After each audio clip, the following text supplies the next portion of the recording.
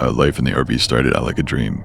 It was a never-ending adventure, moving from city to city like nomads, one week in the bustling streets of Los Angeles, the next in the serene mountains of Salt Lake City. To us, it was a childhood filled with excitement and mystery. We knew very little about our past, only that we were born in Portland and that our family could never stay in one place for long. We were told from a young age that we were special, though we didn't fully understand what that meant. My twin sister, Amelia, and I were miracles to our parents, who had nearly given up hope of having children. We were their everything, and it was suffocating at times, but at least we knew how much we mattered to them. Amelia and I were close, not just because we were twins, but because we were isolated, homeschooled, and constantly on the move. We had no friends except each other, while other kids were playing in parks or going to amusement parks. We were always deep in the wilderness, far from any fun campgrounds with swimming pools or ice cream shop. The woods, while peaceful, carried an unspoken menace. Anyone who grew up near them knew they weren't something to be taken lightly. The first time I realized something was seriously wrong was just before our 7th birthday. We were in a remote place called Kamloops in British Columbia, surrounded by thick, dark forests. We were warned never to stray from the RV, but curiosity got the better of us. One night, when our parents were fast asleep, we sneaked out with nothing but a flimsy lantern to guide us. The excitement of exploring the unknown quickly turned into terror when we saw a strange glow ahead of us. So it wasn't long before we realized we weren't alone. A figure emerged from the darkness, a woman, or what was left of one. Her hair was matted and falling out, her skin a sickly blue, rotting away in places. She wore a filthy hospital gown, and her teeth were yellowed and broken. The sight of her sent a jolt of fear through us. She extended a bony hand towards us, mumbling something incomprehensible, a garbled sound like "maboo-boo." That sound snapped me out of my trance, and I grabbed Amelia's hand, dragging her back to the RV as fast as we could run. We made it back safely, though the terror of what we saw kept us awake for the rest of the night. When morning came, we were too shaken to even mention the encounter to our parents, but it didn't take long for something even more disturbing to happen. As we stepped out of the RV, we noticed that our campsite had been completely destroyed. The campfire was reduced to ashes. Our drawings on the rocks were smeared with charcoal, and the makeshift table was overturned. But it wasn't just the usual mess left by animals. This was deliberate, calculated. And then we saw it, scrawled in charcoal on the back of the RV. "You can't run forever." The message chilled us to the bone. We quickly packed up and left, driving for hours without a single stop.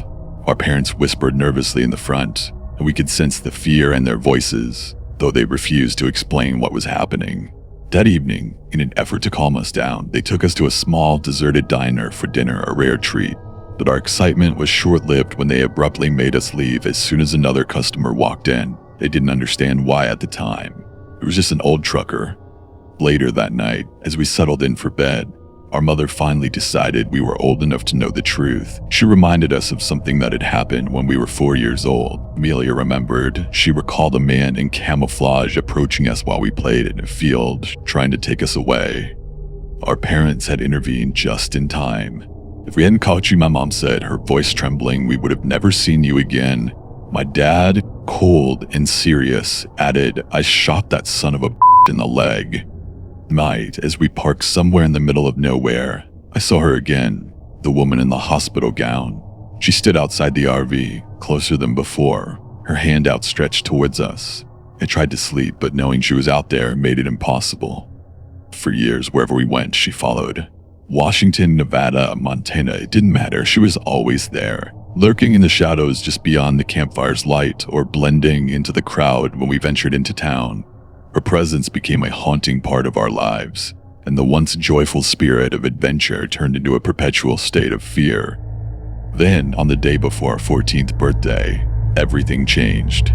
Our parents had left us alone in the RV while they went to gather supplies for our birthday. Amelia was rummaging through the RV when she found something, a small squash box hidden beneath the driver's seat. Inside were documents that shattered our world.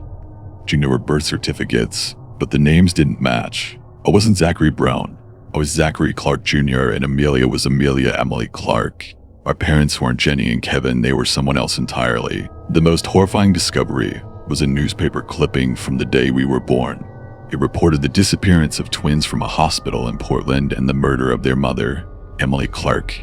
The suspects, a man and a woman who bore a striking resemblance to the only parents we had ever known. As we processed this revelation, we heard a knock on the RV door. When we looked out, The woman in the hospital gown was standing there, her face pressed against the window. This time, though, something was different. I noticed her eyes hazel, just like Amelia's. The words she'd been trying to say all those years finally made sense. Muff, bubba, my baby.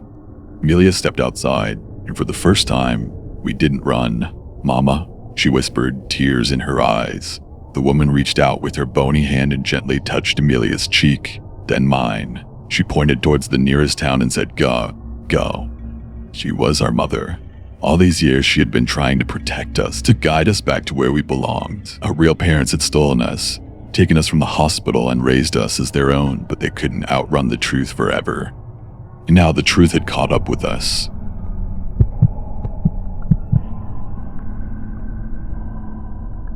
When you turn 18 in our town, you're not given a party, you're not given a car or some other shiny gift. Now you're given a weapon and a terrifying choice. Run or hunt. Our town has a dark tradition that stretches back centuries, known as the Midnight Hunt. Each year on the first full moon after summer solstice, those who have come of age are forced to participate in a deadly game. It's said to be a rite of passage, but really it's just a bloodbath. The rules are simple but brutal at the stroke of midnight. All the newly 18-year-olds are released into the dense, labyrinthine woods that surround our town. If you choose to run, you have until dawn to evade capture by the hunters, the other 18-year-olds who chose the alternative. If you're caught, you're killed. If you survive until the first light of dawn, you're free. The hunters, armed with an arsenal of weapons provided by the town elders, are given free rein to track, trap, or torture their prey. There's no mercy, no second chances. It's kill or be killed.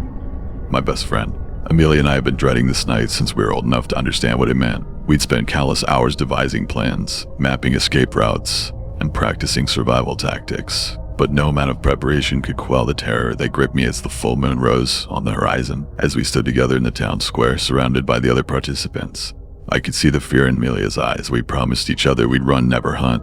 We couldn't bear the thought of becoming monsters, of turning on our friends, our neighbors. But as the clock struck midnight and the signal flare shot into the sky, something inside me snapped.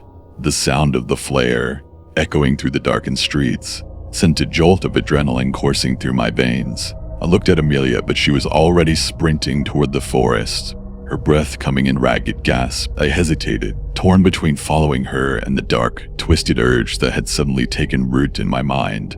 The thought of being the prey, of being hunted, filled me with a fear so intense it was paralyzing. But the idea of becoming the hunter, of wielding that power, of ensuring my own survival at any cost, it was intoxicating. Without thinking, I turned and grabbed the nearest weapon. A hunting knife, its blade gleaming in the moonlight. My hand shook as I gripped the handle, but a strange calm settled over me as I took my first step toward the woods. The forest was alive with the sounds of panic and fear. Snapping branches, heavy breaths, the occasional scream. I moved silently, my senses heightened, my focus razor sharp. I didn't know what I was going to do when I found someone, but the knife in my hand felt like an extension of myself, a tool for survival. It didn't take long to find my first target. It was a boy from my class, someone I barely knew. He was huddled behind a tree, his back to me, his breath coming in short, panicked bursts. I could see the terror in his eyes as he looked around, unaware of my presence. For a moment, I hesitated. This wasn't what I wanted. I wasn't a killer, but the thought of what would happen if I didn't act of being hunted down myself pushed me forward.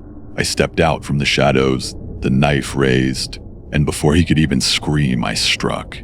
So blood splattered across my face, warm and sticky. I felt a surge of power, of control. The fear that had gripped me moments before was gone, replaced by something darker, something primal. I had crossed a line, and there was no going back. As I wiped the blood from my face, I realized something else. I wasn't just hunting to survive, I was enjoying it.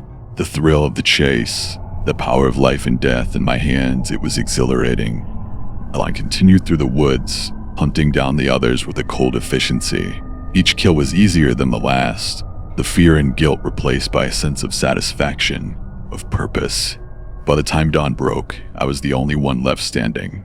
The other hunters had either fallen to each other or had fled, their courage failing them in the face of the brutality. I stood in the clearing, covered in blood, the bodies of my former friends and classmates scattered around me. The town elders greeted me with grim satisfaction as I emerged from the woods. I had passed the test, I had survived. But as I looked down at my bloodstained hands, I realized I had lost something far more important: my humanity. Thanks for tuning in. If you enjoy these stories, don't forget to like, share, and subscribe for more chilling tales. Your support keeps the scares coming.